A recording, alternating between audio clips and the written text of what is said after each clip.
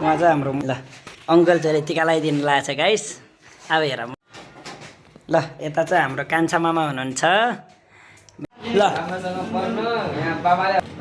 कति राम्रो दिएछ नि हाम्रो भाइले आशीर्वाद मेरो छोरीलाई। मुस्कान चाहिँ खत्तम छुनी चाहिँ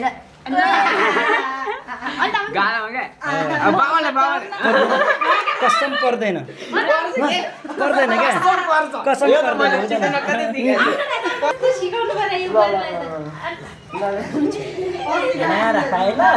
नहराउने ल अब ओइ अच्छे त गर न अहिले पनि टिका लगाइदिएन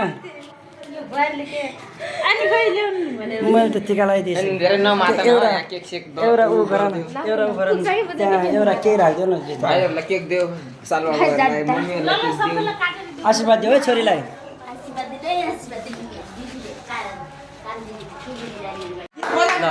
ह्याप्पी बर्थडे पर्दैन गीत हाम्रो आज मेरो प्यारी छोरीको जन्मदिन। मेरो जन्मदिनको मेरो छोरीलाई धेरै धेरै शुभकामना।